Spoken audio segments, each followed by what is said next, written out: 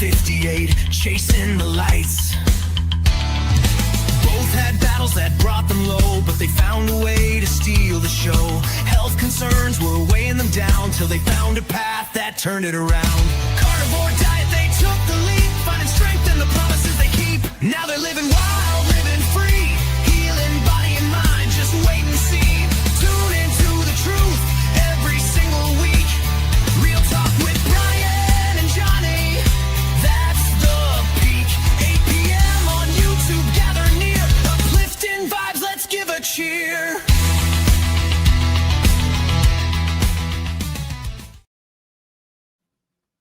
All right, we are live. Hello, everybody. Hey, Johnny, how you doing?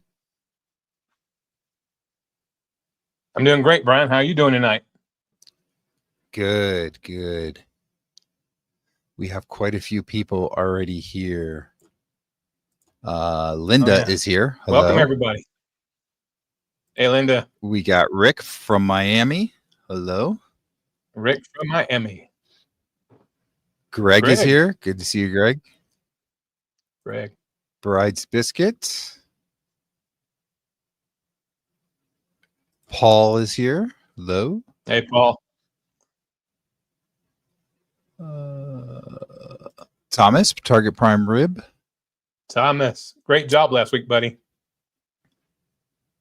Yes, that was a fun time. Bacon Runner. Hello. Hey, Bacon Runner. Papa Carnivore, Peter. Hey, Peter. And I think that's everybody that's in the chat so far. Hello, everybody. All right. So let's see. Today's topic is going to be talking about the future of carnivore. And I know Johnny's got some stuff to talk about with this topic, I guess. I don't know anything more than anybody else does from his video. So, Johnny, I'm going to kick it over to you and let you kick us off. Well, Brian, you know, sometimes we find ourselves at a crossroads in life, and whether we want to or not, and sometimes we're more busy at times than we are at other times. And here lately, with some changes at my job, I got promoted to supervisor of the North Carolina operations, which was, I'm honored to do that. It just means more responsibility, more hours, more stuff to do, a little more stress, but not necessarily bad stress. I kind of enjoy the challenge that's going on. But I work so hard at YouTube, and I know you do too, Brian. I see all the content you put out. Other people, you know, Peter's putting out great content. Thomas is putting out great content. And at some point in time, you just run out of time. You just run out of time to do everything. And I'm married. I got a wife that would probably like to spend a little time with me during the week. And I've taken on additional shifts at work. So going forward, as far as my Carnivore YouTube channel, I don't know that I'm going to be as aggressive at putting out content. You know, there might be a misconception. People think we make a lot of money off YouTube. And from time to time, I do get a check from YouTube. But to be honest with you, if you look at how many hours I put in versus how much money I make, it's around 15 cents an hour, 20 cents an hour. I mean, it literally is. I do enjoy putting out content. I love sharing the message. You guys know what kind of job I do. I work on an ambulance where I take sick people from a hospital to a nursing home, or from a hospital to hospice or home or whatever. So I have, you know, 100 examples a day, every day, why I should continue to be carnivore and work really hard at that. And I do want to spread the message. It's just that you kind of get burnt out. You know, I understand, you know, Greg and his wife moved. They were in the same house for years, and they moved and they built a new house. And Greg had to step away, and this, you know, my wife and I are getting ready to put our house on the market. And we've been here for 21 years. So we got 21 years of stuff that we got to go through and sort and, you know, prepackage and get rid of stuff. And then we're going to be building a new house starting probably the first of the year, you know, 200 miles away. So I just don't know how much I can commit to doing weekly content. I would love to, you know, if I won the lottery, I would make content every day because I love it. And if it didn't pay me a nickel, I'd still do it. But at some point in time, it gets to the point where you got to do an analysis of, you know, I can work one extra day at my job, an overtime shift, and make about $500 in one day. Or I can work hours and hours and hours and hours on YouTube videos, putting out content that I believe in wholeheartedly, that I love, and make, $1.50. Sometimes I make $1 a week, $1.80 a week.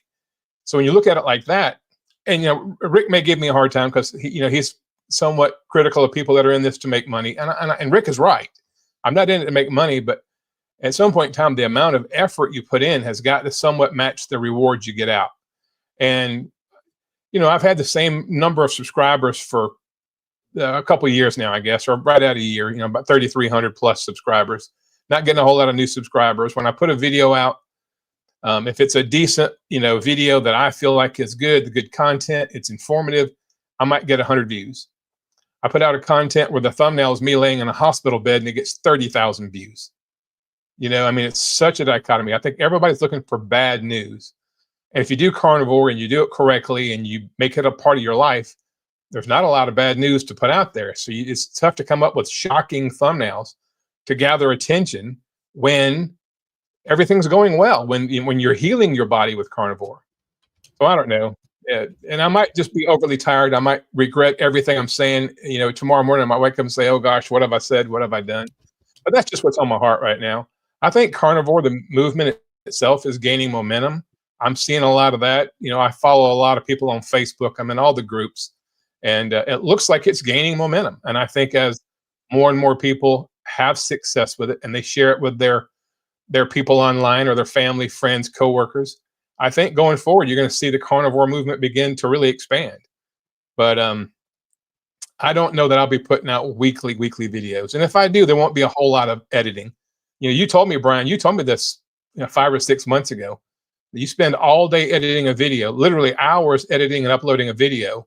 And it doesn't do that much better than if you just sit down and talk and explain the topic that you're going to discuss that day without a lot of edits. I notice you keep in all if you have or you kind of get lost in your words, you just leave it in the video, and that's probably time better spent than me going back trying to edit out all that stuff and reshoot and redo stuff. And I don't know. So that's just where I'm at. I do enjoy doing the podcast, Brian. I'm in for the long haul. As long as you'll have me, I'm going to continue to do the podcast. But I just don't know that I'm going to put out, tons of content with me running sprints and lifting weights every week like I was doing, at least not for the near future. It's cold. It's rainy. It's a lot of work to set up the cameras and the timing system and then go back and edit all the pieces together, the beginning of the sprint and the end of the sprint, to edit all that together. I have literally spent 8.5, 9 hours making an 8-minute video on more than one occasion. So that's just kind of where I'm at. Have I messed up on carnivore lately? Yeah, you can look at my face and tell I've put on a little bit of weight. I'm just exhausted. I just seem like I'm exhausted all the time. I'm burning the candle at 3 ends. So anyway, I'll quit rambling now. You talk. All right. Well, I know you put a lot of effort into your videos, a lot of time and effort. I know, like when you came down to see me and we did the video together, you got a lot of equipment that you use and so forth, and that takes a lot of time and effort and money. And I completely understand that it's hard to spend that much time doing things. And I know at some point a while back, maybe, I don't know, a year, maybe less than that ago, I kind of got to the point that I was burned out with doing all the editing on videos and stuff too. So like you mentioned, I pretty much just record and I don't edit anything out. I maybe just make sure the beginning and the end sounds good and that's it. And that's what I've been doing for the longest time now, because it's kind of the same thing for me. It gets like, this is not my day job, because I have a day job that I actually get paid at. I don't really get money the same as you with this, that's not why I do this. But I have to have a day job because I have to have money to pay for things. So this is a secondary thing, and I don't have a lot of time necessarily to put into it. So I completely understand where you're coming from. And that's kind of why I've done what I've done, where I just don't really edit the videos so much anymore. And even when I did, it would be so hit or miss as to what video would get a lot of views and which ones would just fall flat on his face, you know. So, and yeah, Rick says, I guess my way is the simplest way to make content. You know, just get on a bike or in your It really truck is. and record. That really is. And I have seen a lot of people in not just this genre, but a lot of different genres on YouTube that's what they do now. That seems to be like the more popular thing to do now. And I think part of it is that, you know, people see you as a real person too. They see you at times fumble through what you're saying, and they just see you as more of a real person, that you're really talking to them and not necessarily just reading from a script or anything like that. So anyway, but as you know, just mentioned about the real talk on Wednesdays. As long as you want to keep doing that, I am good to keep doing that with you. So that's great. And yeah, I guess we got a topic still to talk about tonight. So you talked a little bit about your future, and you did mention a little bit about Carnivore. I'm going to bring this up, and I can't remember. I think I brought this up in a video I just recently did. Maybe, it's an interview I just did. Matter of fact, I have a new interview that came out this morning with Carl, who is been doing really low carb and then transitioned to carnivore, but off and on for 30 years. Interesting story. He has lost over 100 pounds 4 times in his life. He would get on the bandwagon, lose the weight, and then he'd slowly slip away, fade away from doing carnivore or low carb, whatever. And over the next 3 to 5 years, he would gain 100 pounds back. And then he'd be like, what am I doing? He'd go back to it and he'd lose 100 pounds. Now he's been on carnivore here for about 3 to 4 years, where he's maintained the weight loss. So that's good. Been pretty healthy. He's 66 years old. He's still in really good health. So go check that video out if you haven't seen the interview. A little bit long, not too bad, like 30, 35 minutes, I think. But anyway, you should check that video out. Nice to hear from different people that are doing carnivore. Right. Okay. I do have one thing I want to say, though, about this whole topic of the future of carnivore and is it growing? The other night, my wife and I were watching a Hallmark Christmas movie. Okay. Yes, I admit I will watch Hallmark Christmas movies. And in this movie, it was like, I think it was towards the beginning, and this lady she got locked out of her house or something, her apartment. And so she was at this other guy's apartment, and she had just gotten Chinese food. And she's like, would you like some of my Chinese food that I have? And he said, no, I am doing keto. It's like the new thing in the office that everybody's doing. I've never heard something like that in a movie before, so I thought that was pretty cool. It's becoming more mainstream. That's what I'm going to say. So let's see. There have been some comments here I want to bring up. Thomas says, yeah, it is time consuming. It can be time consuming. Bride's Biscuit says, I learned to make every moment count. I chased the wrong things for far too long. My family and my health are my focus. That's perfectly said. I already told you, Rick had said, simplest way to make content, I guess, is the way that he's doing it, where just hits record, riding his bike or in his truck, driving to the store or something, and just talk to us. And Greg says, happens to everyone, take a break. I agree. Sometimes that's what you need, is a break. With the holiday coming up here, Christmas, New Year's, it's maybe a good time to take a break.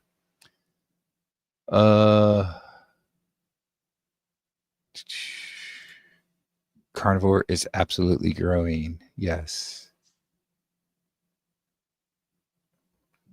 So Rick says he thinks the peak of the carnivore diet was in 2023.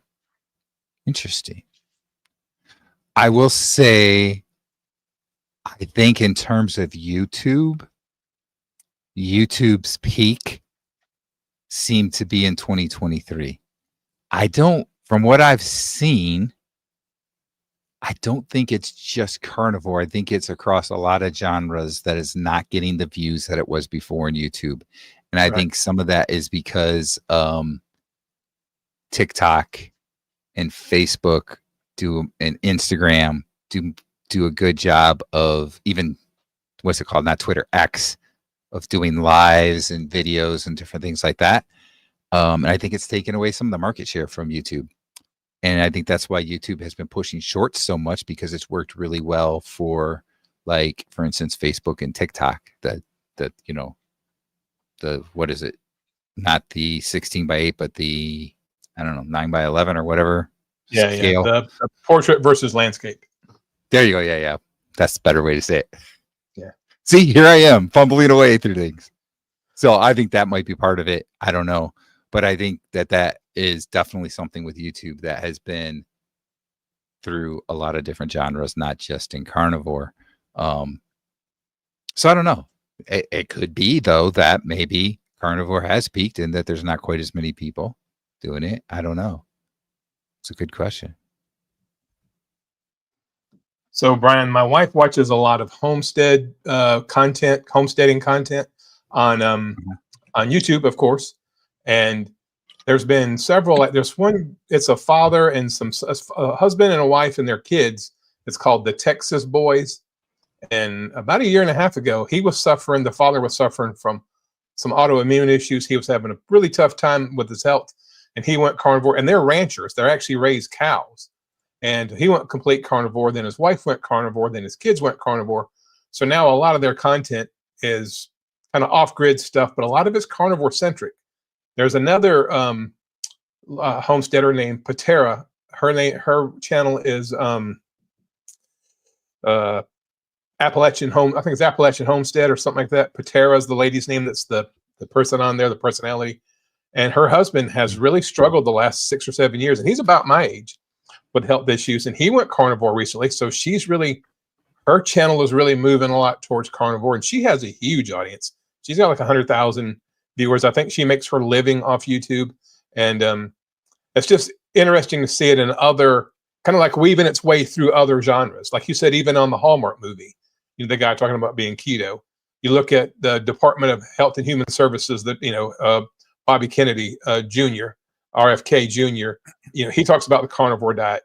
And so you're starting to see it more and more places. And I think, to your point, I think Rick is right to some degree, and you are too. I think YouTube has more competition now than it's ever had.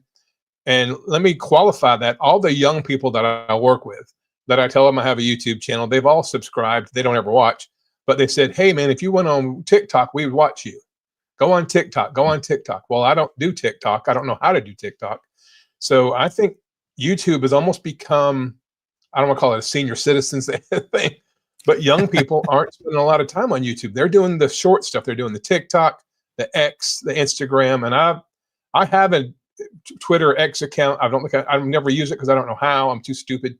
I don't think I've never had a TikTok account because I don't know, it's kind of controversial. So I never really did that. But then I think I did have Instagram, and I did one post, and I don't know, I didn't do it correctly.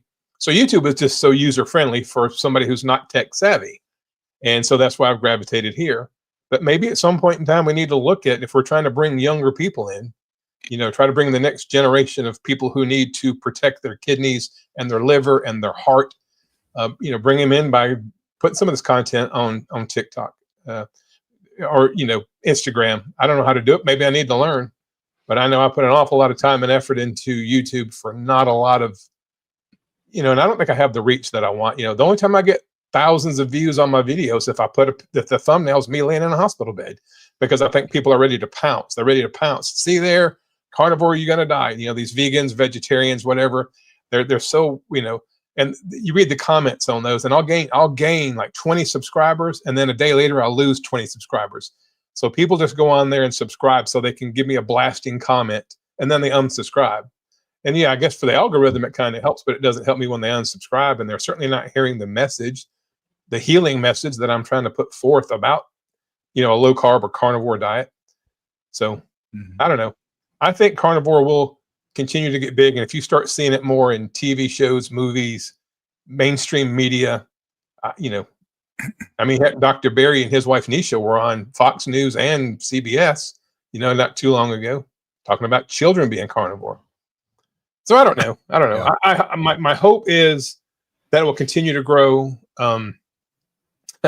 Interestingly enough, RFK Jr. has floated an idea in the government about making it to where people's insurance premiums will be tied to their BMI, their fat percentage.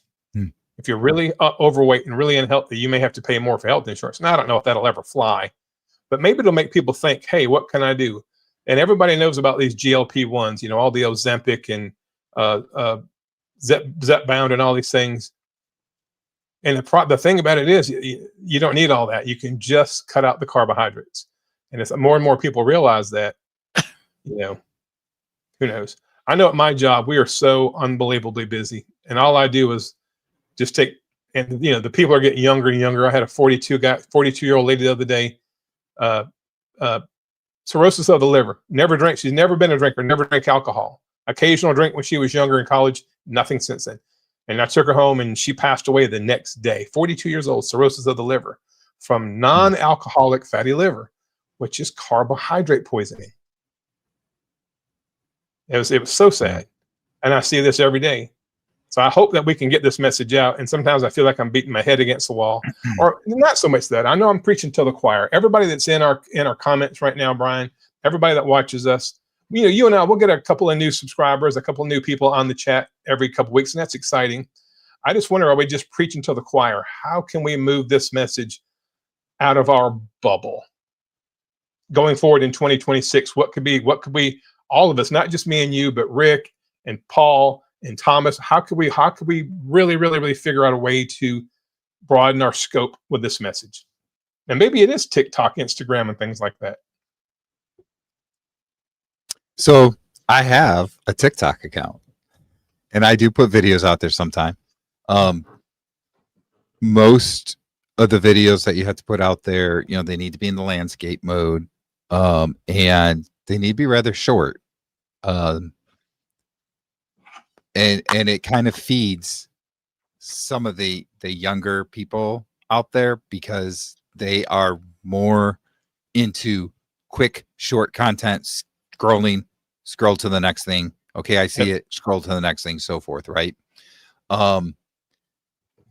That all said, I don't know that TikTok is really the best thing for me because that's not my thing. Like, I'm not good at that. So yeah, I'll put out some of, just like I'll get clips from some of our real talks and other videos and stuff that I will just put out there. I'll put them on Facebook too. And I might do like shorts. Yeah. Like I have a second channel that I've been doing with just shorts recently just to see how that goes. And really, it doesn't do a whole lot. It might get 1,000 views, but it's got like 16 subscribers. It's ridiculous. So that's fine. But anyway, so the whole TikTok thing doesn't translate very well for me. And I will get on there sometimes. I will say TikTok can be kind of addicting. Like when I get on there and watch other videos, there are some people on there that talk about carnivore and this way of eating and so forth that I follow. But before you know it, like you're sitting there scrolling for like 30, 45 minutes and you've looked at like 100 different videos because they're all like pretty quick and so forth. And I don't know, it's not really as much for me, but I'm also an older person. And I think you're right that there's not as many younger people doing YouTube as there used to be and so forth. So I think that they have gone more to that trend of the quick stuff. And that's why YouTube, I think, is trying to promote shorts in the last few years so much. So that's interesting. I want to go back to what you said though about RFK, or is it RFK? Yeah, RFK. Yeah. So I'm going to play devil's advocate here. So let's think about this because, okay, people say, let's say that this goes into fruition and you have to have a certain lower BMI to get a cheaper rate. People are going to want the cheaper rate. And what are they going to do to get that cheaper rate? They're not going to put the hard work in. They're going to get the GLP-1 shots. They're going to get liposuction, whatever it is they can do to get the lower rates, quick and easy way, not the healthy way. So that's just going to feed into the system and even more. And it's probably going to help the profits of the pharmaceuticals because they're going to get more people on those medications. Yep. So that's my devil's advocate piece of that. And I don't disagree with that, Brian, because everybody, it all ties together. People have short attention spans. They want to watch a 30-second YouTube or a short or a TikTok video. They want the quick, easy fix for their BMI problem or their health problem. If I can just take a shot, I can continue to eat Cheetos and drink Coke, right, or Pepsi. So yeah, I think to a large degree you're right there, but there is precedent for this. I am a non-smoker. I've never used tobacco of any kind in my life ever, and I pay a cheaper rate than people I work with that do use tobacco products. So precedent has been set as far as lifestyle, paying a higher premium or paying a lower premium for a safer lifestyle, if you will. Like, you know, if my car insurance, I have this thing called, I think it's called DriveWise. So my car insurance company tracks my driving. If I'm speeding, if I'm being reckless, it records it and my rate goes up. If I drive, I'm a little old lady, I drive in the right-hand lane 5 miles below the speed limit and I have everybody behind me cussing me out. So I get a better rate because I do a little bit different. You know, I try to be safer in my driving. So I get cheaper insurance because I don't smoke. I don't use tobacco products. I don't use any alcohol of any kind and never have. I've probably had 20 beers in my whole life and that's it. Nothing in the last 5 years. So, you know, I guess precedent is they literally could say, look, a healthier lifestyle deserves, because why does it make sense for somebody that has a, you know, very low BMI, they have low blood pressure, they do carnivore, they get great sleep, they exercise, they do grounding, they do everything right, and they're paying the same insurance premium for somebody that you see at Walmart that's 35 years old that has to use the automated, you know, the little electric shopping cart, and they're 500 pounds. And they're filling their cart up. You talked about this not too long ago, Brian, about somebody you saw at the store just putting just garbage after garbage after garbage in their shopping cart. And you wanted, you know, you want to go up and talk to them. And you're paying the same insurance premiums that person is, even though their likelihood of having major health issues and ending up on my ambulance far outweigh anything you would ever do. So I don't know. And I don't know if that will push people to look at it, you know, for the most part, if people would just read labels, if people would, I'm surprised at how many people don't know how many grams of carbs they're eating or how many grams of fat. People don't even know about seed oils. You know, we all do because we talk about it on here incessantly, but how many people still think that Wesson oil or canola oil is the healthiest thing for you? And, you know, all the data says it's one of the worst things you could possibly put in your body. It's a former, you know, engine lubricant, and we're eating it. So anyway, that was just kind of a thought there. There is precedent for getting a cheaper insurance rate for a less risky lifestyle. Yeah. So Peter says the new trend is to add back more carbs to a meat-based diet. Don't even be started with this. There's a little thing here. Are they really saying that, Peter? It seems obviously healthy to me. And then, yes, Dr. Rob Sivas, the carb addiction doc, who's addicted to carbs himself, I think, just posted a video saying that humans can't do carnivore long-term due to the health risks. So I'm going to go a little Bart K here, but I'm going to be nicer than Bart K. I've never do this to people, but Dr. Rob Sivas is an idiot. I'm sorry. He doesn't understand human biology. His whole reasoning for why people can't do carnivore long-term is because of different markers that he sees in blood work and A1C rise and stuff like that. And it's like he doesn't even understand that your red blood cells are staying longer. So that's why there's an A1C rise. I could go into it even more, but let me just say I saw somebody else in here. Where was it? I saw it. Yeah. Paul says, I dropped Sivas a few years ago. He's an idiot. That's all I'm going to say. I'm being nice about it, but he's an idiot. And yes, there are people out there that are doing this trend of adding carbs back in. Some people might have valid points for why they do to try it. Doesn't mean that not eating carbs was necessarily the problem, but that's what they are thinking. And it's just like over the summer, people that were going to the sugar diet, you know, there's these fads that come out. in some cases, I think some people are really thinking for some reason that this is what they should do. In other cases, I think there's some money involved, or there's, hey, I'm going to get views by saying that I'm doing this, or they're getting it again. It goes back to money, but they're getting some kind of influence to them that they should do this. Maybe they're getting a sponsor or something or whatever. So I think that kind of stuff happens too. But yeah, it definitely seems to go in cycles with people having some kind of a latest trend for them to do. And I kind of think it's crazy. Cynthia says, I believe TikTok shorts are highly addictive. Yes, I find myself scrolling without much thought, and then I see an hour or two has gone by. I have better things to do. Yes, that's the thing too. Like I have done that. Like maybe not an hour or two, but like half hour, 45 minutes. And I'm like, I just wasted 45 minutes of my life. And I didn't really gain anything from this. Like I didn't really get any new information. It was just stupid stuff. In some cases, I just watched videos of people falling on camera. And I'm like, what the heck was I doing? I could have been doing something constructive. So I don't do TikTok, but I do. I'm real big on Facebook. I watch Facebook a lot, and those little reels or whatever on Facebook, and I just scroll and scroll and scroll. And to your point, it's that dopamine hit. It's the same thing as carbohydrates. It's the same thing as cigarettes used to be back in the day. They figured out the exact right time and music and sound and light and color to trigger the best dopamine response they can, and it's so daggum hard to turn it off. Much like carbohydrates.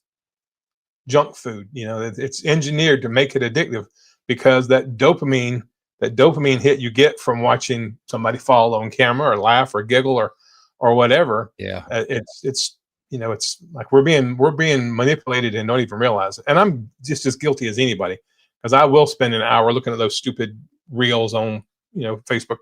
And now that there's so many AI ones on there, like there was one this other day, this guy was like 600 pounds and he was going to do a zip line.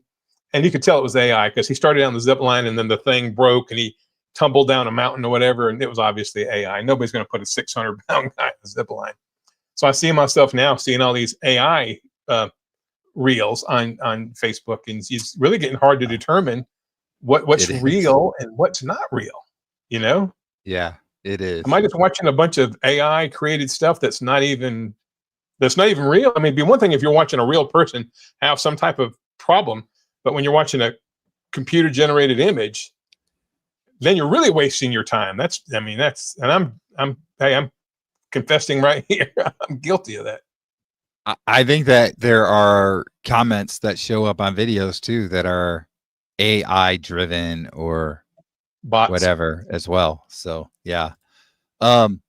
This is the other thing, like with Dr. Sivis, it's bad for you long term. Come on, Rick, Maggie. I don't even need to talk about anybody else. Just those two, right there. Do you think that it's been bad for them long term? Hell no. Excuse my language, but hell no, it has not been. They are two of the healthiest people around. Ridiculous. We got a question for you, Johnny. Are you still sprinting? I haven't done it in probably a month. I want to. I definitely want to. I'm working so much now, and you guys have to understand when I work, my shifts run from 11 hours to 15 hours. It's dark when I leave the house, and it's dark when I get home. Then when I have the day off, my wife and I are traveling down to South Carolina, where we're building our new house. We're meeting with a real estate agent, and we've been looking at storage buildings because we want to start moving some of our stuff down there. So I just haven't had the time. And the days that I have had the time is, 32 degrees and misting rain. And I just don't have it in me. I'm not that motivated right now to get out in that miserable cold weather and sprint on wet grass. So the answer to your questions is not lately, although I still love doing it. I wish I could find if I could find a place to do it indoors, I would do it. I'm still going to Planet Fitness. And when I'm at Planet Fitness, when I do my workout, at the end of my workout, I find a part of the gym where there's not a lot of people gathered, and I do standing broad jumps to try to really, that push off, which will help me with my sprints.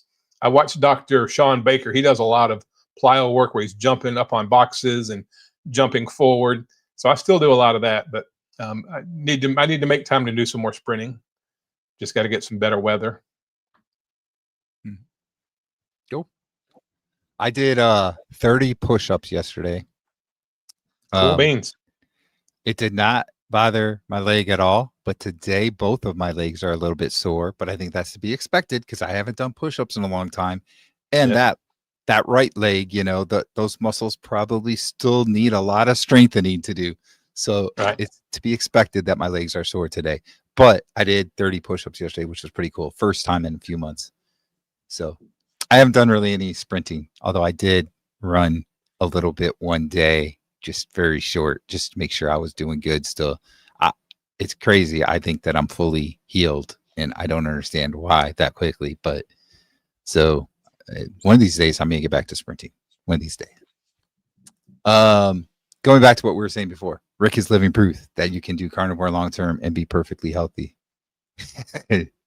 Carnivore destroyed my life. Oh, Dr. Sivis.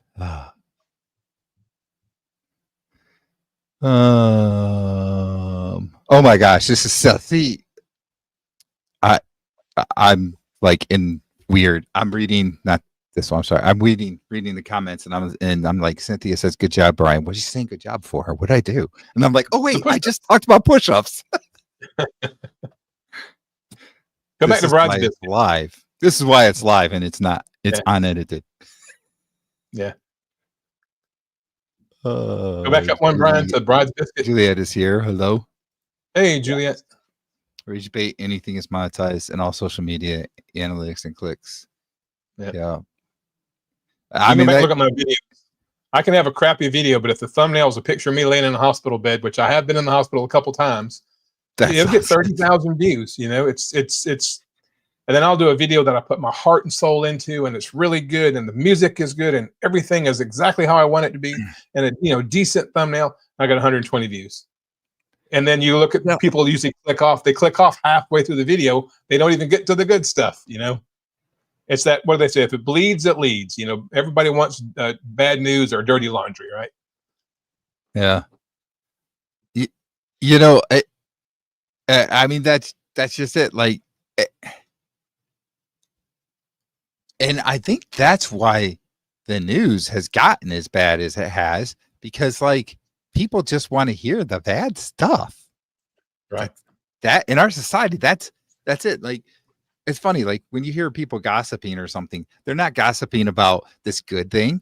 They're gossiping about something bad that happened to somebody or something, right? Like people feed on that for some reason. And I will tell you, there is somebody that I look up to in the carnivore community that does YouTube. And when I was first getting started, I was talking to them a little bit, and they were giving me some pointers of what I needed to do to get more views. And they're like, you've got to have these titles that make people mad or make them think something bad is happening, so they click on your videos. Like, that's what people want to see. That's what people want to click. And maybe that's why I don't do good, because I just don't want to do that. To me, that's just not real.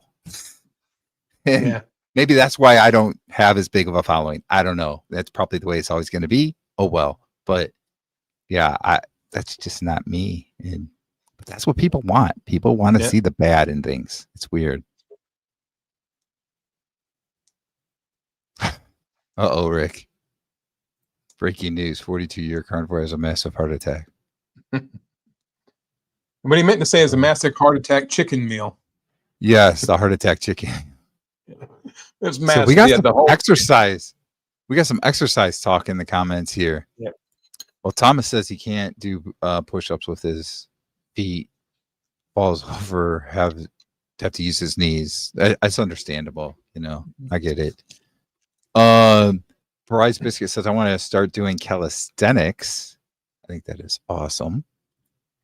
And Cynthia says, I like sprinting on the stationary bike. I do them when I first get up. I can't even read. It only takes me about 15 minutes, and I don't need to leave the house. You know what I've been doing a lot lately? When I cook outside on the grill, like a steak or burgers or something, I have a stationary bike in the garage, and I'll get on that thing and pedal as hard as I can for like a minute or two. And then I'll go back to the grill to check things out. And then I'll come back over to it and pedal really hard for a minute or two. And I've been doing that a lot lately. So That's cool. I have been getting some exercise and doing it that way. And that's good because that's kind of like that short burst, more high intensity type of workout thing. Oh gosh. So my hot lard video did so. One thing about, I'll say Thomas's videos, especially the ones where it's like the music in the background. Like I watched the one where he was like decorating his place with his Christmas stuff. It is so unique. Thomas, I think I've commented on that video and I've watched some of your other content. You're doing something different. You're not like a run of the mill. You brought a new fun and entertaining and heartfelt. That's why I think your channel should be 100 times bigger than it is. And I hope that one day it will be. And I hope you continue with that because you're bringing something that nobody, I mean, you found a unique thing, kind of like Rick riding his bicycle and talking. You've got a little niche that you've carved out for yourself with the music in the background and stuff. And it works, man. I love it. I love watching your content and I love doing all I can to promote and help you get subscribers and views because you bring value. You bring value to my life and anybody that watches your videos. Bring a smile to my face every time. Yep.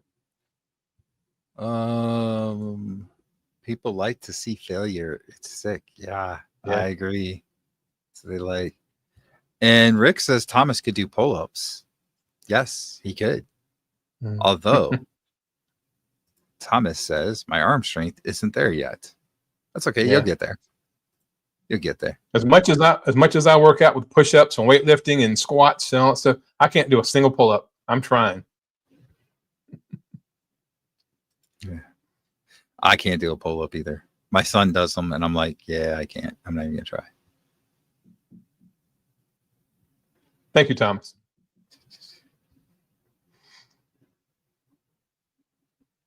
Keto Rockstars likes positive stories. Yeah. There's some of us that do. Yeah, there's definitely some of us. It's just not as mainstream, I guess. More people just want to see the bad. Yep. Look at this. Rick can do 7 pull-ups. Wow. Again, was he 58, 56? He's 58. I think I went. Rick, it's your birthday in January. I think his birthday's in January. I could be wrong.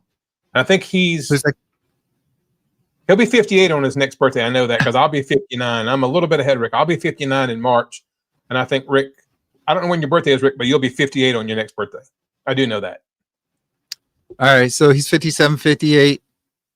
Been doing carnivore for 42 years. That thing that supposedly is not healthy long-term. And he can do 7 pull-ups. And oh, by the way, he doesn't really lift weights. He just does a lot of work, which makes him deceptively strong and fast. And he's in the sun a lot. That's why I've got to work on getting out in the sun a lot more. I mean, Rick's advantage, he's down in Miami and the sun's out a lot down there, but I need to work starting next year, really being out in the sun more, getting more of that natural vitamin D. Yeah. I like to see people I know succeed. I agree. Yep. That's a good thing. That's always a good thing. And that's, as a society, that's how we should be. We should be trying to help each other out instead of, I think too many people are like, how can somebody else's failure be a positive for me, be better for me or whatever? Why do you want somebody else to fail? Like, everybody should be uplifting to other people. And I think that's just going to make a better society, to be honest. But anyway, I can do push-ups just on my knees, and I do at least 50 counter or desk push-ups a day. That's great. So you're going to be able to do those pull-ups pretty soon too then, because you're really building those arms. Yep, exactly. There you go. Thomas is going to be 58. Yeah, so we're all right there together. You're the youngin', Rick. Brian, I'm sorry. You're the youngin' here. I know it. I know You'll it. Be 50. Your birthday's I coming got up, this isn't it? hair growing now too. It's crazy. When you'll be 52. When's your birthday? Is your birthday in January? My birthday is in December. It is 21 days from now, as a matter of fact. Oh wow! Exactly 3 weeks. Yeah. I would be 52. We got to change our opening song because it says Brian's 51 and Johnny's 58. So we got to go in there to amend that. Yeah, we're gonna have to change that. The vegans must really hate Rick. Dang it! Really. Why is this guy so healthy? Arrgh! He's healthier than I am. Anyway.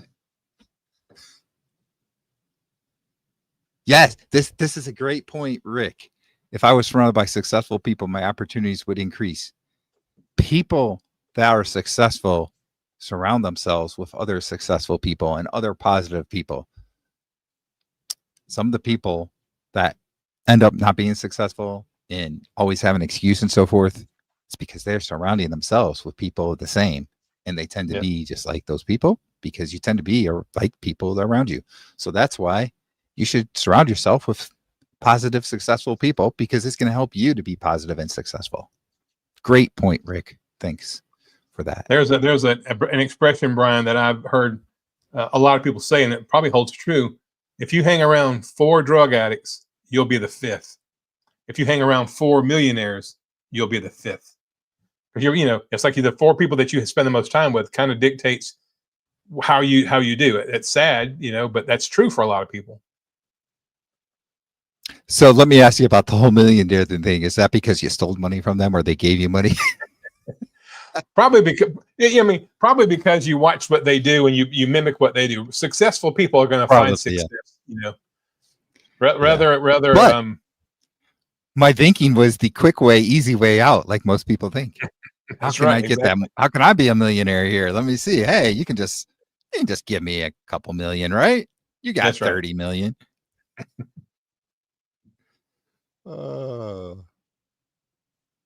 I'm having heavy metals tested on Monday because I eat fish almost daily. I think my doctor's determined to find something wrong with me. My doctor, I can't say they were necessarily determined to find something wrong with me, but they wanted to maybe influence me into thinking about a statin, maybe because of higher cholesterol. So they had me do the CAC test. And then the other, that was my one doctor. The other doctor truly was like, let's get a baseline. So I think that doctor was more fair about what they were saying. But the other one, I think, was more about that. And 0. So they aren't going to convince me. They weren't going to anyway. But yeah. Greg is right. Carnivore makes hair grow. It's all of that collagen and stuff that you get, right? It's good for your hair, your skin, your nails, and stuff like that. And yeah, look at my hair. Like, I'm amazed. There's really, there's like this receding hairline up here, but there's no bald spots. And there's really not much gray. There's a lot of gray in my beard, but there's really not much of anything on top of my head. There's a few hairs up here, but overall, it's pretty good. That's the same way the longer hair, though. I hate the longer hair. I want to cut it short again. We'll see. But I'm sorry, you were going to say about your hair? Yeah, my bald spot. I got a bald spot in the back, but it actually started filling in. It's still back there. It's still noticeable. When I do push-ups or get down on the ground, you can see it, but it's probably half what it was 2 years ago. Yeah. And it was getting worse, and then it kind of stopped, and then it started filling in. Still back there, still noticeable, but I think it definitely started going the other direction. To your point, with all the meat and the fat and the collagen and all that stuff, and getting rid of the inflammation, because inflammation goes everywhere, even to your hair follicles. When you have a lot of inflammation in your body, it goes to every cell in your body. And that's why, like my legs, between my knees and my ankles, my legs were bald, like I'd been shaving them every day. And now I started growing hair on my legs again because those hair follicles, especially in the distal, the ones that are far away from your core, your heart, they started getting nutrients again. They're getting good blood flow down there again. So the hair started growing back on my legs, I'm okay with that. Yeah, that's cool. Rick says Brian has bigger arms than me. Macy cannot do pull-ups. Here's the thing. I think there's a couple things to it. Number one, when you do pull-ups, you might be using different muscles than what muscles are actually bigger for me. But number two, I have to pull up a lot more weight than you have to, Rick, because I am not as thin as you. I'm still not as healthy as I should be. And yeah. So that's the problem. But actually, just because my arms look bigger doesn't necessarily mean that I'm stronger than you either. You may be stronger than me. Sometimes some people, it's deceiving. Their arms don't necessarily look that big, but they're pretty strong. I've seen Rick lift a V8 engine block by himself before. I literally saw him do that. So Rick Yeah. is a pretty strong guy. But Rick uses his back, his arms, his shoulders, his core in his line of work. I mean, he uses those muscles on the regular. Where Brian, no offense, but you, and just like me, I sit all day for a living. I sit in the back of the ambulance with the patient, or I'm driving the ambulance if my partner's in the back with the patient. I spend 75% of my day on my butt, through no fault of, that's not laziness. That's just what my job requires. Just like you, Brian, you're sitting at a computer. So, yeah. I mean, let me look here. Let me see what my steps are today. This is probably sad. I bet you they're not that many. 3,562, and that's probably a fairly decent day for me. Yeah, because I'm sitting at a computer all day. That's something I got to get better at. I got to get moving around more. Hey, Brian, I'm going to throw something out there, put it out for the whole audience and for you. Okay. Anybody have any specific goals for Carnivore or for exercise or for just any specific goals for 2026 now that 2025 is kind of drawing to a close? Anybody have any specific things that they want to accomplish with their health or anything in 2026?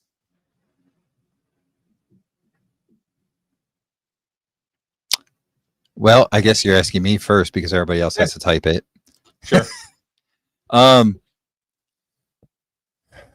I don't know that I really necessarily have goals for that. I just want to keep getting healthier, and keep learning. Like I feel like I've got some good knowledge, but I need to keep learning. And when we talk about science, like there will be people like, don't question the science. Why? That's science. Like, you question science, right? That's how you improve science. And we, as a human species, probably are nowhere near where we could be and we should be in terms of scientific understanding.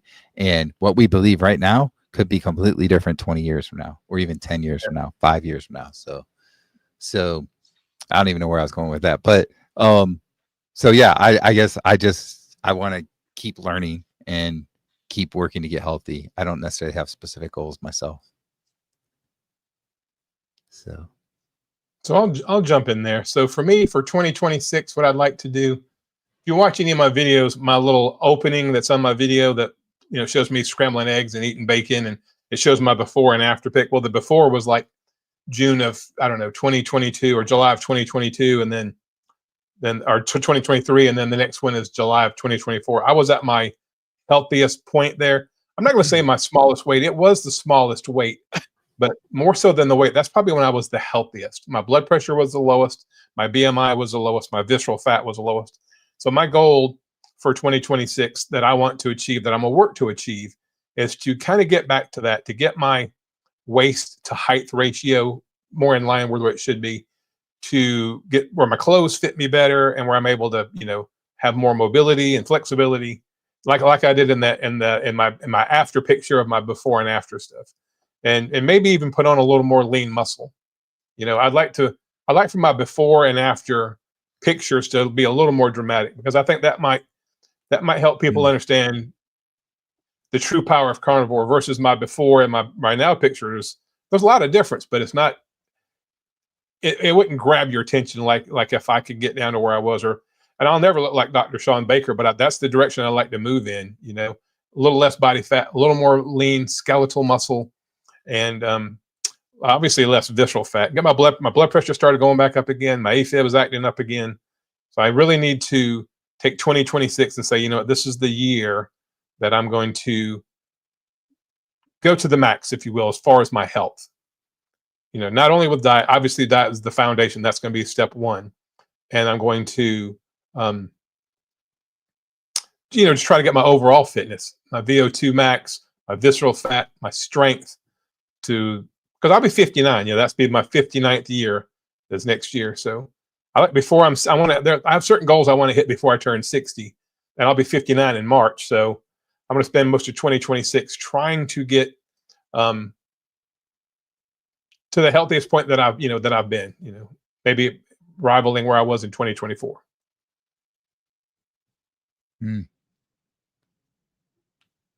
All right. And I learned from my while you've been talking, I've been selecting comments to put up here. Sorry. Cool. Thomas says it also heals, and his nose is fully healed. If you've seen the video, like from his nose, like that was cut pretty badly, scraped up, I guess you say. Yeah. So yeah, and it's pretty healed now. He's looking good. Paul will be 70 next year. Congratulations, Paul. That's great. Yep. And you're killing it, right, with Carnivore. So there you go. I would love to lose 25 pounds I've gained since going Carnivore. And no, I don't do New Year's goals. I set goals along the way throughout the year. And let's see. I'm still trying to find more here. I fell behind. So sorry. That's okay.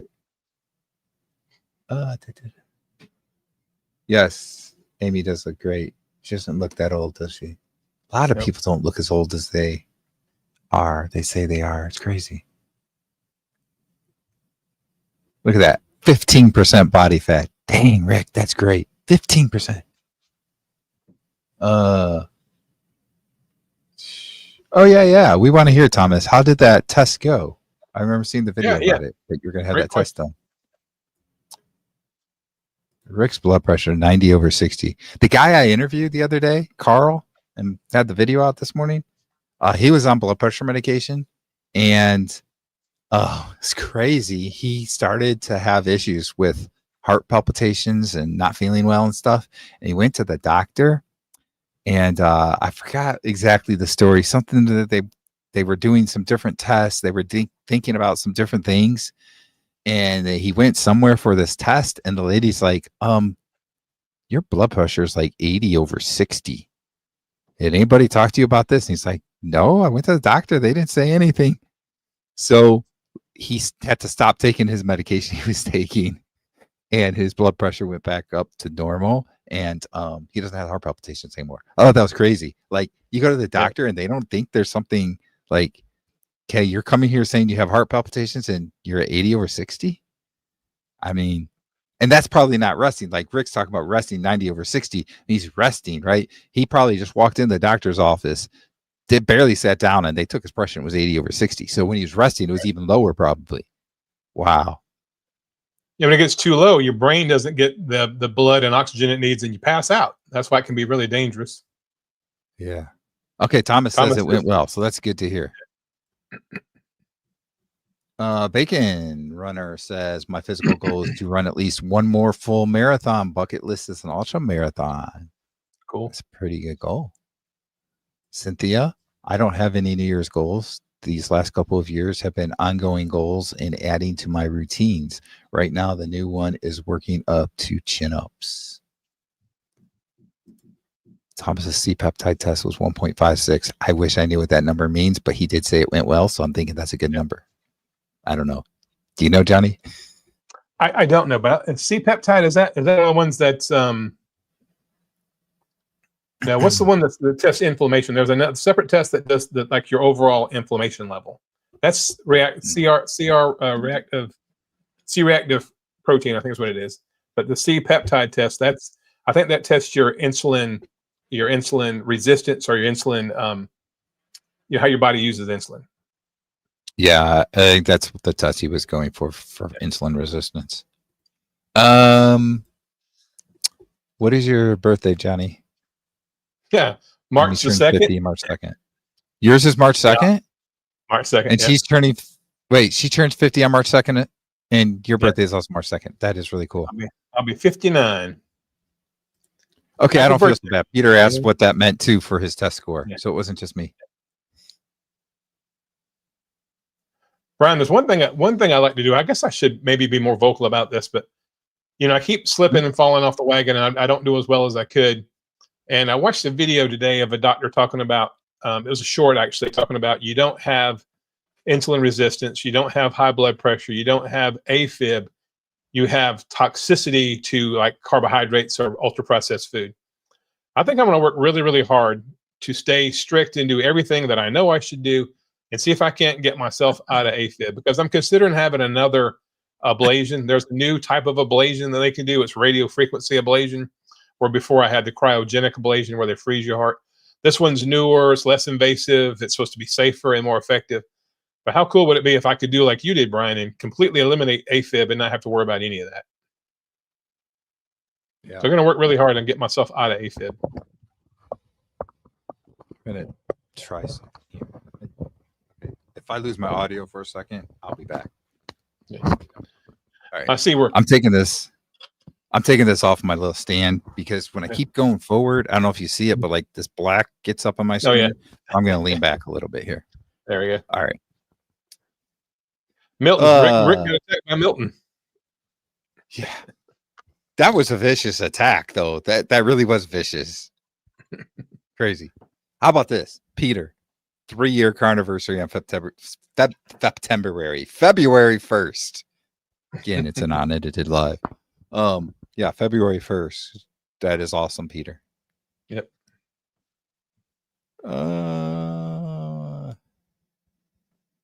Okay, it means he is producing some of his own insulin, the Awesome. C-peptide. Pancreas is starting to work Good. again. Yep. Yep. Yep. You and Johnny had the same birthday. That's cool.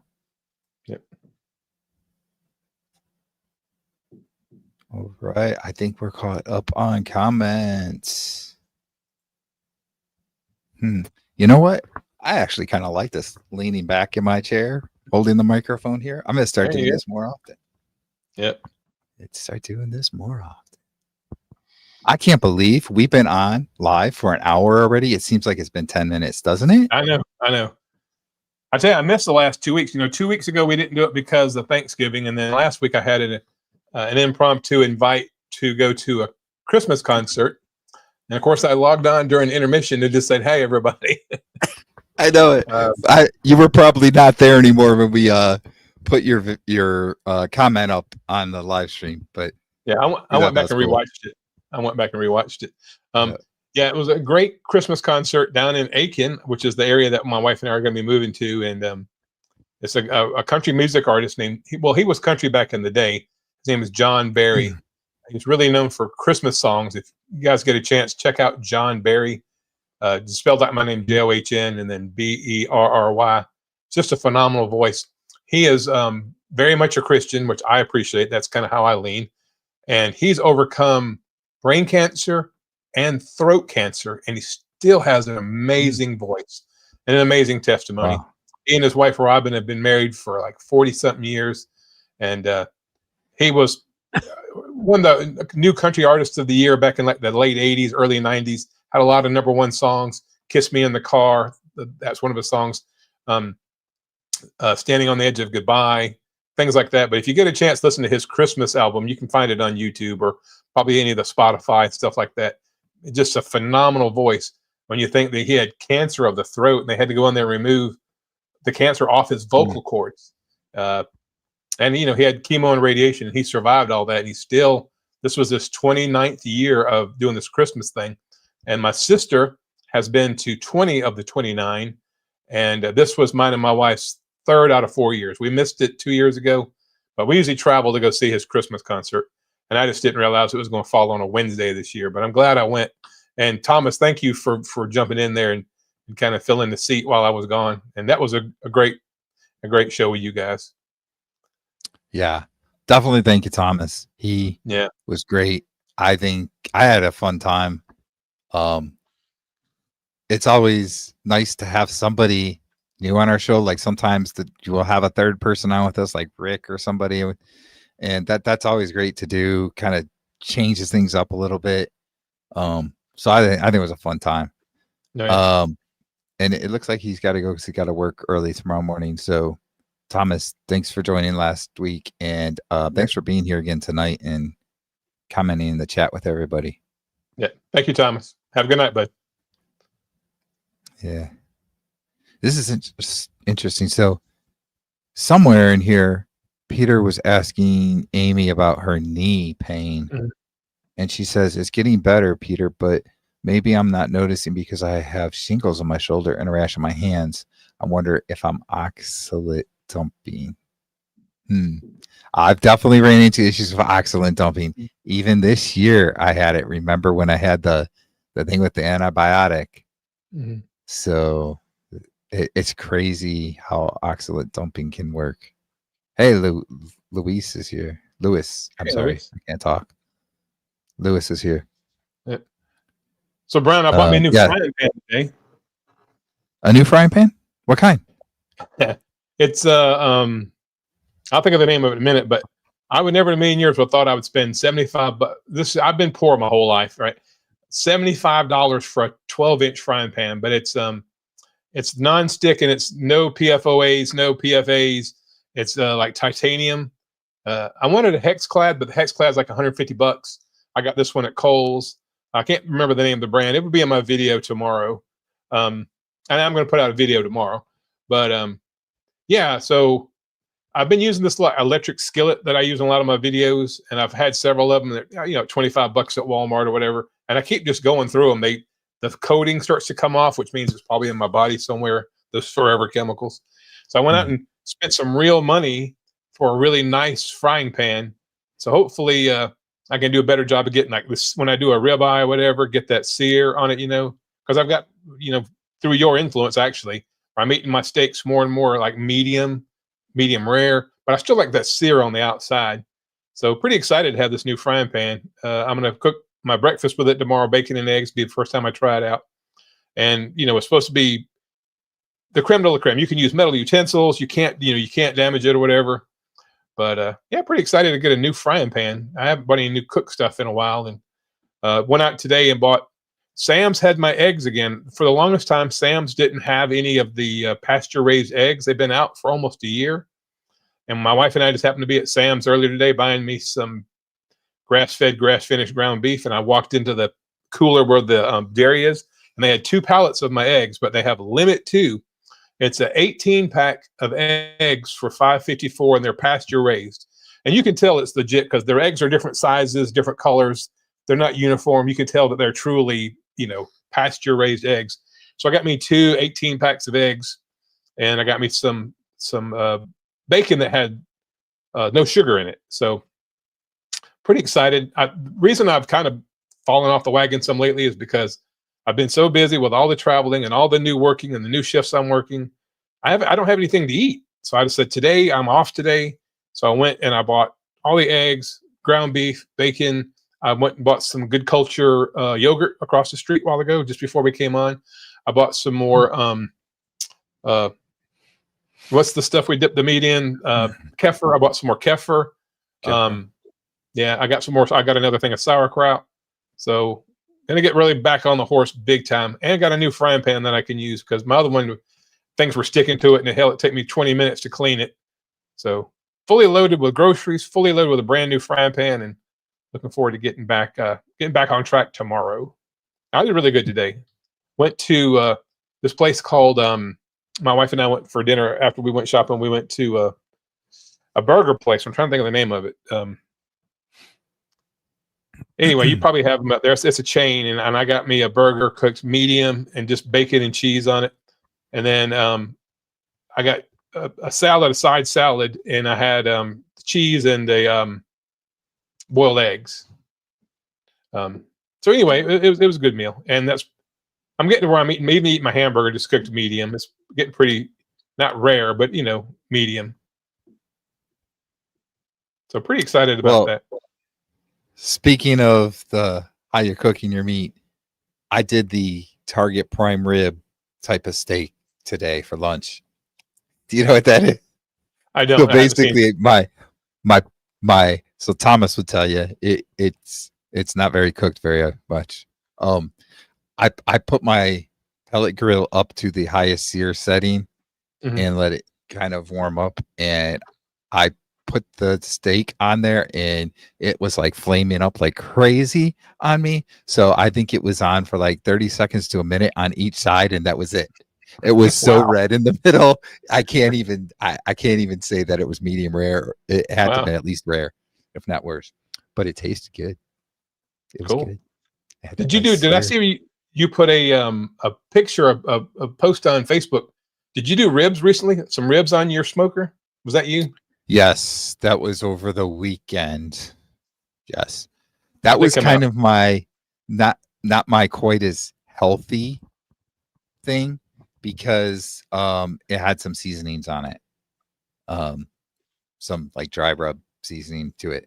So instead of just the normal salt, which I usually do with stuff.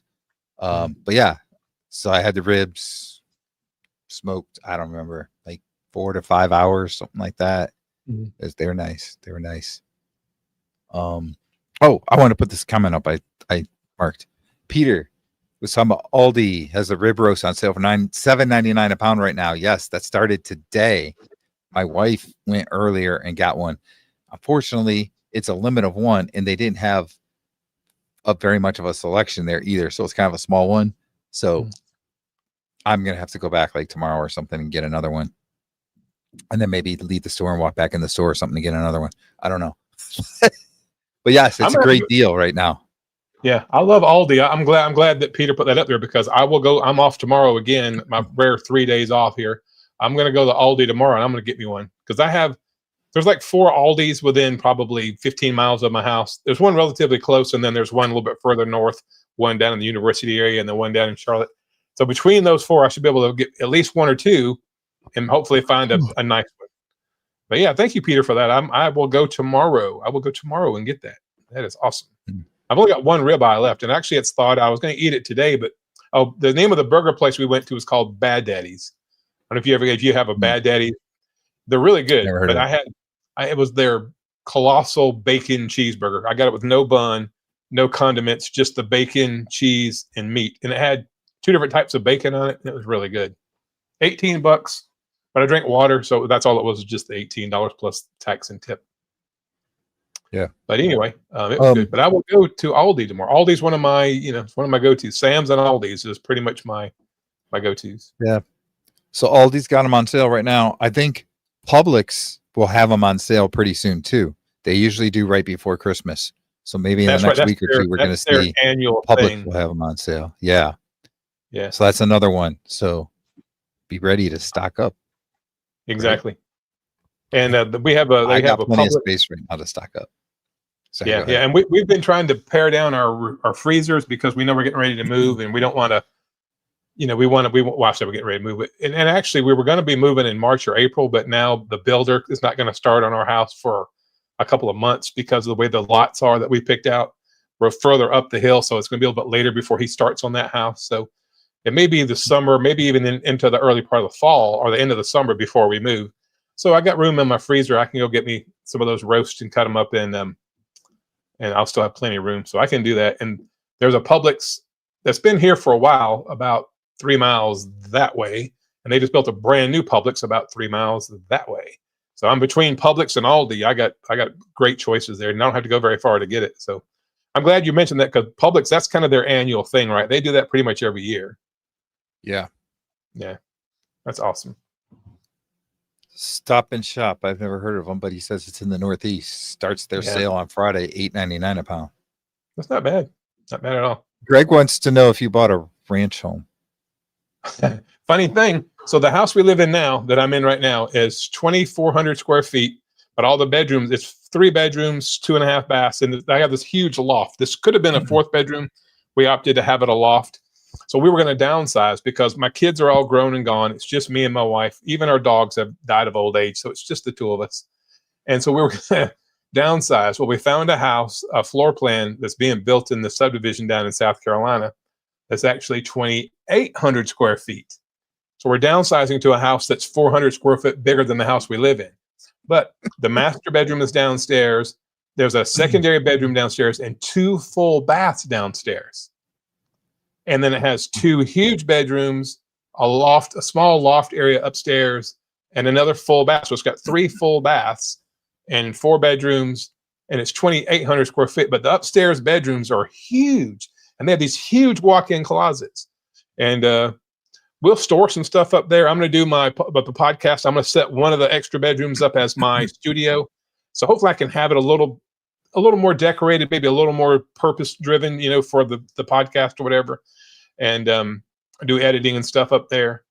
But ironically, so no, it's not a ranch house. It's a 2-story house, but the bedroom, the main bedroom, and the shower and the laundry and everything is downstairs.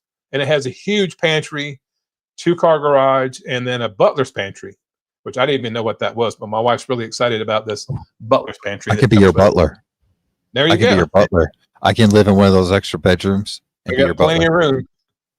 Maybe you and your wife every day. Yeah. Maybe you and your wife come down to visit us, but plenty of room for you guys to stay. Won't have to get a hotel or nothing. Yeah. And speaking of that, my wife and I were talking. When I went to Greg's house, I was with Greg, gosh, a year and a half ago. I guess, yeah, maybe 2 years ago. I went to Greg's house, and Greg had a the griddle. What's the brand name that's so popular? Greg has the really nice one. They sell them at Lowe's. My daughter's got that. Yeah, it's a super nice one. But and Greg cooked on it, and he cooked me and him and his wife a ribeye on it. Then the next day he cooked breakfast for us on it. It was really nice. Blackstone. Yeah. That's 2 years ago. Oh my gosh, Greg, I can't believe it's been 2 years. So I went and got me a knockoff when I got home. I went and got a griddle. It's the Sam's brand, but it looks just like a Blackstone. But we have such high humidity here, Brian. The thing just rusts. I've seasoned it and treated it, and it's just a pain in the butt. I'm not having the enjoyment I thought I would have with it. So the wife and I have talked about getting rid of it. And that since my wife and I saw your smoker, and we seen one just like that at one of the local stores, Home Depot or Lowe's or something, I think I'm going to get rid of my griddle and buy a smoker. I think I'll use it more than my griddle. And I've still got my charcoal grill, but I think I'm going to do a smoker and maybe get rid of that griddle. I mean, it's a nice one. It's just a pain to keep it from, because it just rusts, and I've tried putting, a cover over it, plastic over it. And if any little place that's not completely seasoned, it just rusts like overnight. Greg I don't think he had this much humidity up there in northern Iowa as we have here, but, or maybe I'm just too lazy to get out there and do it correctly, but we're going to do the smoker in lieu of a griddle when we get our new house, when we get moved in. Cool. Yeah. So Rick wants to move into an old-fashioned 1-bedroom, 1-bath, 900 square foot home on many acres.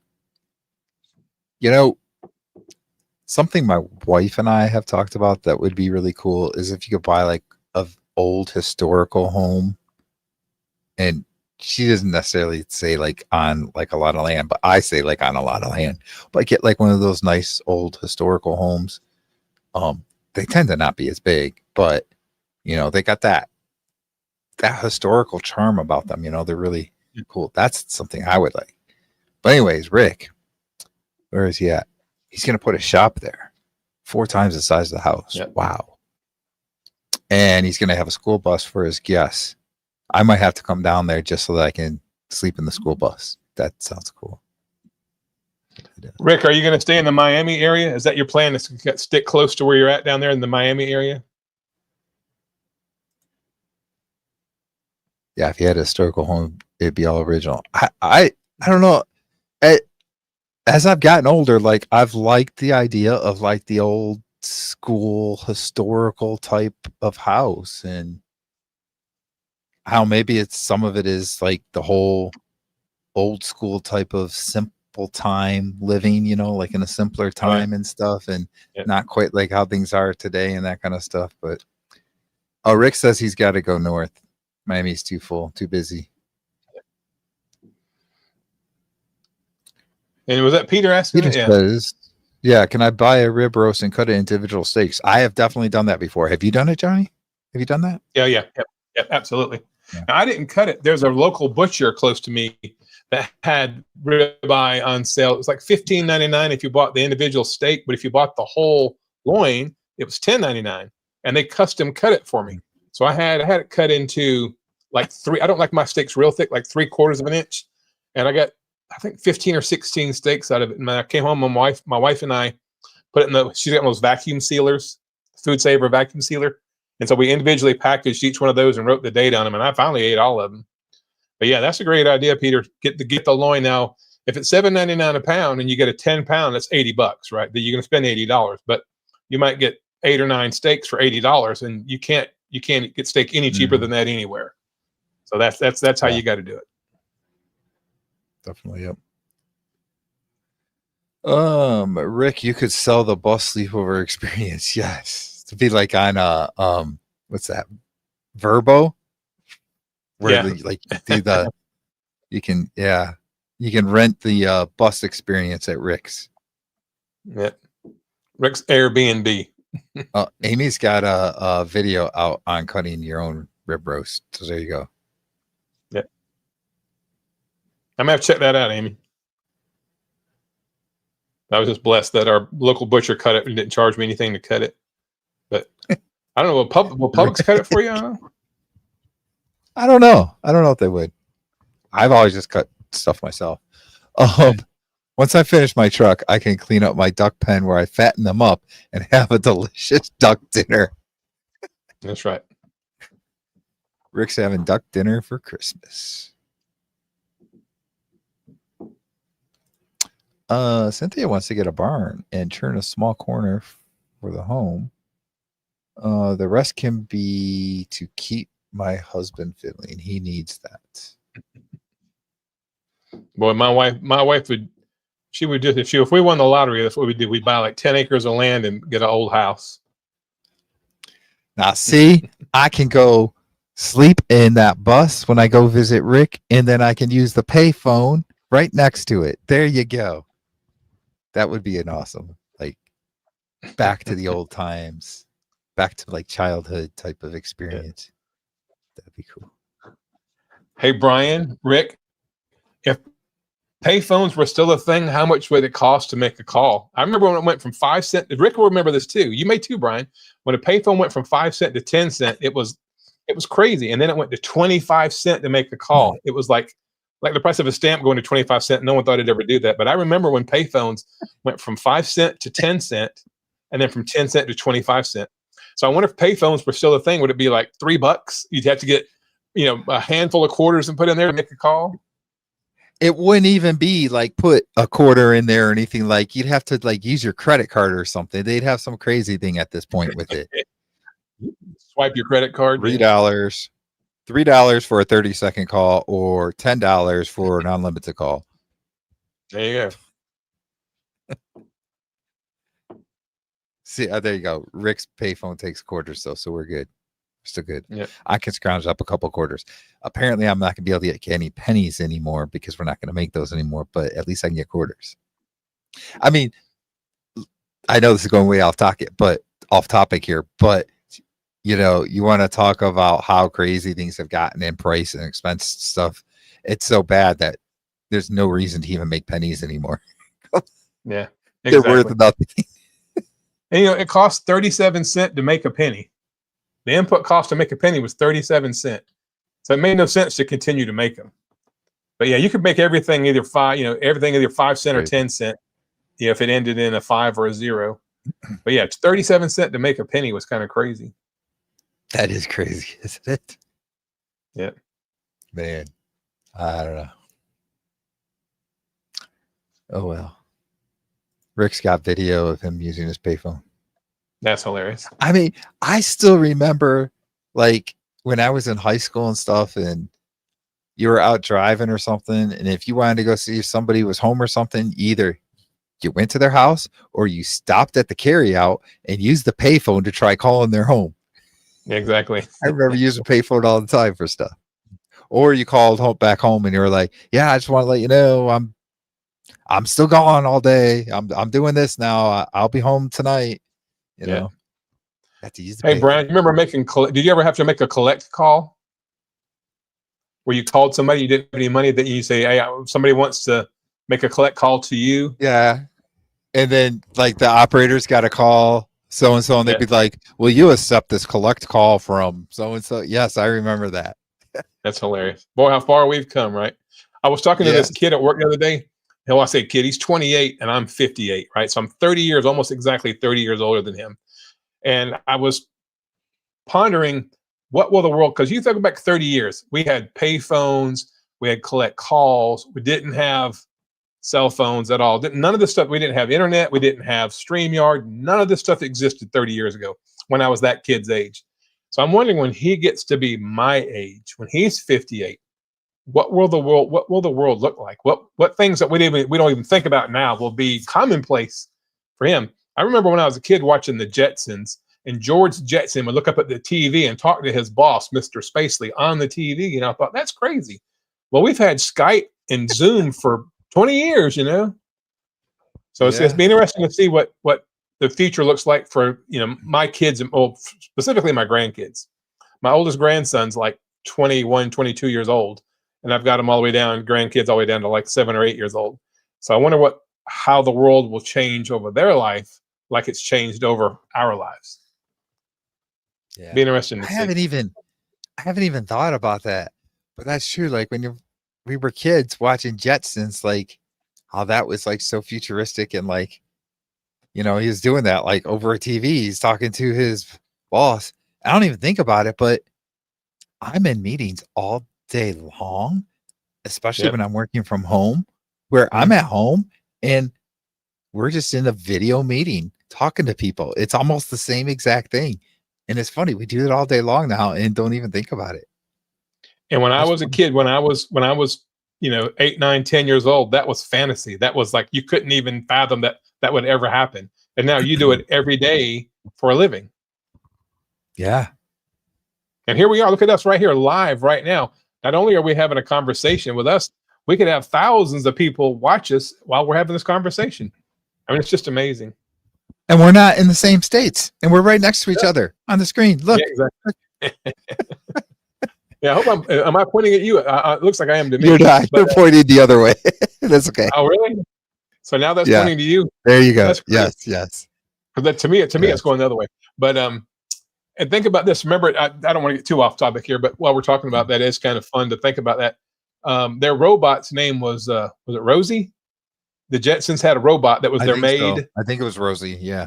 Sounds familiar. I'm a huge fan of Elon Musk. Like him or not, I'm a huge fan of some of the stuff he's done. And he's got this new robot coming out called Optimus. And if you go to the EV charging thing, they have a cyber to charge your Tesla, whatever, in California. And if you order like popcorn or something, the robot actually fixes your meal and hands it to you. And then if you go to where they make the cyber trucks, the robots just walk around the factory all day. And if somebody comes in and says, hey, can you take me to so-and-so's office, the robot will walk you to their office. And the robot will actually converse with you. And, you know, they're getting more and more sophisticated to where this technology we're using now that was fantasy, pretty soon you can have a robot come and be your maid, you know, truly like the Jetsons. That's crazy. I want to get to this comment I put up here for Cynthia. I see prime rib on sale at my local Aldi's. I may get one tomorrow. Any pearls of wisdom on how to cook one? Now, I did see Amy said you can cut them, which that is one thing, just cut them into steaks. But if you take the whole rib roast and cook it, I've done it a few times. One way you could do it if you have a smoker is you could smoke it, but you could do it in your oven. I don't know if you've done this at all with any, but I've done it a few times in an oven. I actually watched a video from Dr. Sean Baker one time about how he does it. And if you go back and try and find that video, I think it worked out really good the way that he did it. But I can't remember it. You can look it up. It's not too difficult to do it that way, and just want to get to whatever temperature you want to get it to, so you can always check it. But Johnny, do you have any tips for doing a whole rib roast? I've never done a rib roast. I've done obviously beef roast, but it's usually a chuck roast, and I'll put it in the slow cooker or the crock pot and cook it on medium. I put water. I usually put some water in there, whatever spices I'm going to do, which now is just salt and pepper basically. But I used to have this stuff called Holy Cow. It was from a company called Meat Church. It was some spices. I don't know how clean it was, but it wasn't too bad. I don't think. And then I put an entire stick of butter in there. Just open up a stick of butter and put it down in there. Put some water, not a lot of water, but maybe 3/4 of a cup to a cup of water down in there, depending on how big it is. Put the lid on it, put it on medium, and let it go for like 7 or 8 hours, and then turn it to low. And it always be fork tender and be really good. But I've never done it with a rib roast. I would I would lean towards cutting that up into steaks versus cooking it the whole thing. But Yeah. that's just me. I've done it in the oven. I can't remember. I don't think it was that long, like maybe an hour and a half or something. Yeah. I can't remember for sure. But I've definitely done it that way a few times. Yeah. And I have actually taken and seared my brine, sear it before I put it in the thing. So you kind of, sear it on both sides and then on the edges too, the rib roast or the chuck roast. And then that way you get that sear on there. And then put it in the crock pot. And maybe not quite long, maybe it's only like 5 or 6 hours. And maybe it was on low. I haven't done one in a while. I do a lot of pork roast in the crock pot. My wife made one the other day that was fantastic. And she actually put jalapeno juice in there, believe it or not. And it was really, really good. Rick did a rib roast on his engine. Yep. I like this guy, but going back to where we're talking about the robots. Send an EMP and the robot is dead. Yeah. But so is your cell phone. A lot of things. So yeah. Exactly. We'd be back to using Rick's payphone at that point. That's right. And cooking on our engines. Yeah. I mean, I remember when we all had regular, they called it POTS, plain old telephone service. Yeah. We had regular telephone services in our homes, right? We had the little copper wire. I think people probably, because we're so used to what we have nowadays, and like your internet goes out or your electricity goes out and you lose all that, but you still have cell phone, I guess. But if you have like a VoIP type of phone or something in your home, you lose that now, right? But back in the old days when you had that POTS service, you could lose your electricity and your telephone still worked. I don't know if people remember that, but yeah, phone still worked. Of course, if you have a cell phone, it probably still works unless the cell towers go out, but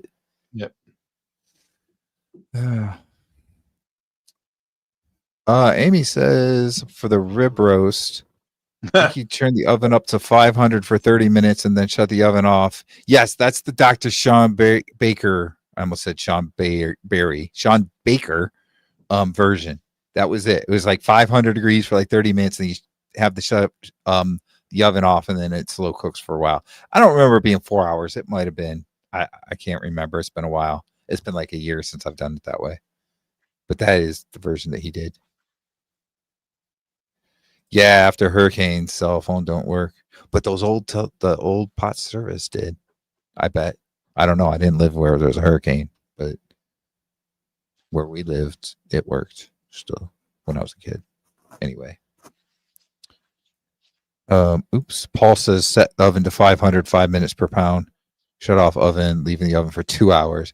That sounds more like maybe what I did was like 2 hours or something. So yeah.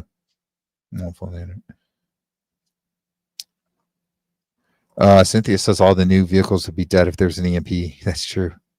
So no rib roast cooked on the engine. But Rick's vehicle, would it still work? He doesn't have all that new technology.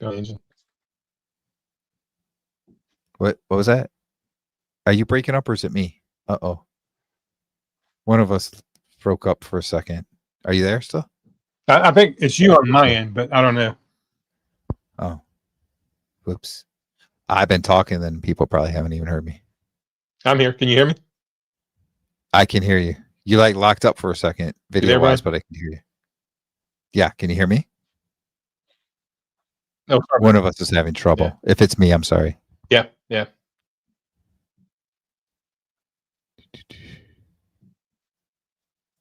They sold the old telephone exchange here and they tore it down and put in apartments. Interesting. Well, wow, we are over an hour and a half. We should probably wrap it up. It's been a good conversation though tonight. So let's see where we at. So it's December 10th. Yep. We're going to be on next Wednesday. 8 o'clock p.m. Eastern time, 7 o'clock Central time. Then the Wednesday after that is Christmas Eve, and then the Wednesday after that is New Year's Eve. Are we still So going to do the ugly probably sweater? next week? We need to do it next week, Yeah. right? Yeah, I guess we need to do it. We haven't talked about it. But Yeah. I'm thinking that the But the 2 next week's weeks after Christmas. that, yeah, the 2 weeks after that, Christmas Eve and New Year's Eve, we'll probably not have a show. But next week we need to do the ugly Christmas sweater thing. You're right. We got to talk about that. What we're gonna do. So, yeah, next Wednesday. Anything you want to add to that before we go? No, just we'll put it out, Brian. You'll put it out, and I'll put it out. Maybe we'll do a link in the comments where people can click on it or whatever, and they can join us and show us their ugly sweaters. But we'll promote it between now and then. We'll let everybody know what we're going to do, and then we'll maybe vote on who has the ugliest Christmas sweater, because the next week is Christmas. But other than Yeah. that, that's all I got. All right. So we'll see you all next Wednesday for the ugly Christmas sweater, I guess. And that's 8 p.m. Eastern time, 7 p.m. Central time. Thank you, everybody. Have a good night.